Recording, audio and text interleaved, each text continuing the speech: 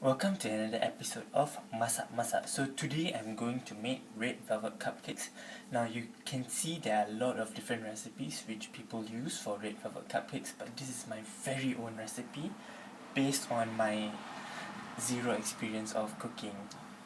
So, okay, just as we go along, I'm going to tell you what are the ingredients and how much you have to put in, okay? So we start off with the butter.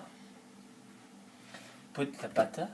Make sure it's room temperature butter, and then we're gonna put sugar, 3/4 of sugar. I use brown sugar because we are healthy, and we're just gonna mix it in. Make sure everything is nice and fluffy.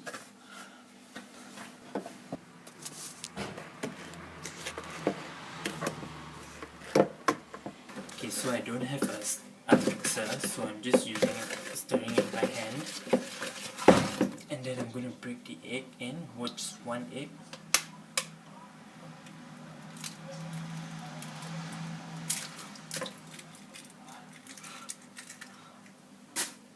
Okay, now you don't want to over mix it, so just gently and lightly stir it, and I really hope this turns out well, else it's not going on YouTube. Mix it until you get a nice batter, like that. Make sure there are no air bubbles. Next you want to put in your cocoa powder, a 1/4 cup of cocoa powder, and a teaspoon of vanilla essence.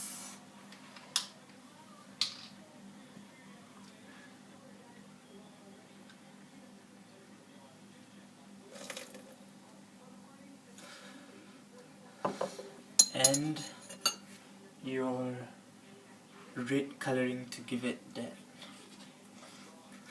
I haven't opened.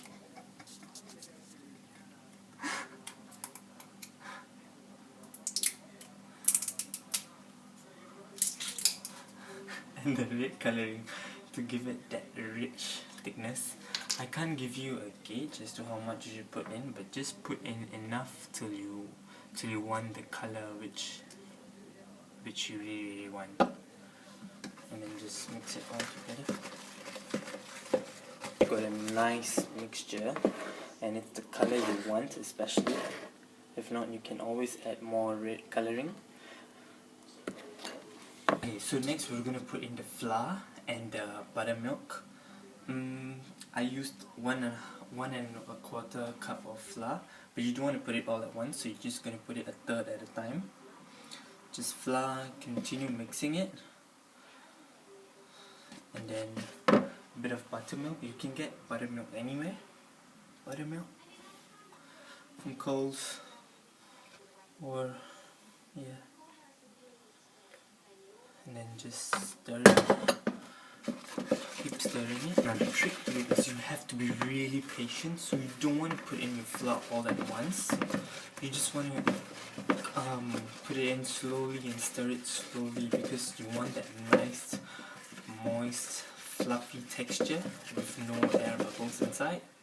So you have more flour. I used all-purpose flour. You can use any kind of flour that you want, but I used all-purpose flour because it's cheap, only from Coles, 95 cents. Okay, so I put in all the flour and all the milk, and I'm just still mixing it really slowly to look at that red thing. Trying to get rid of all the flour. Make sure you do not see any white, it's just red. If this works out, I really need to invest in a mixer, because my hand is tired. You can really smell that cocoa powder in my nose. This is the result of it.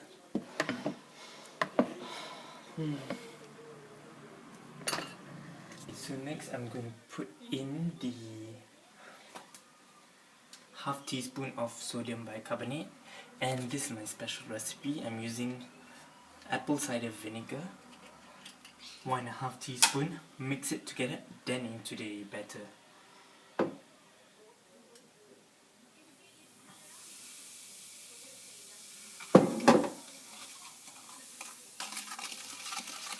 So mix it then straight into the batter.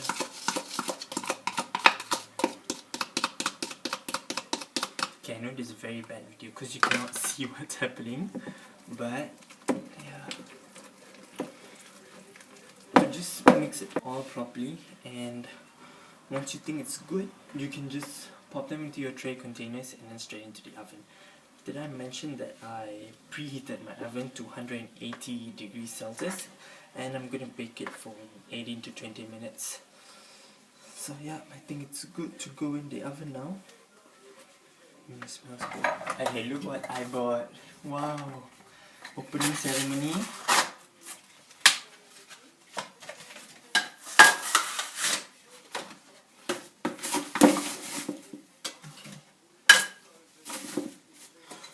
Now I'm going to put my things in. I'm going to put it in.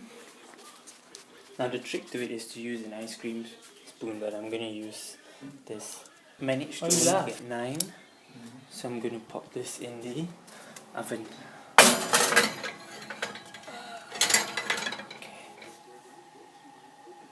To make the cream cheese, put in 100 grams of butter.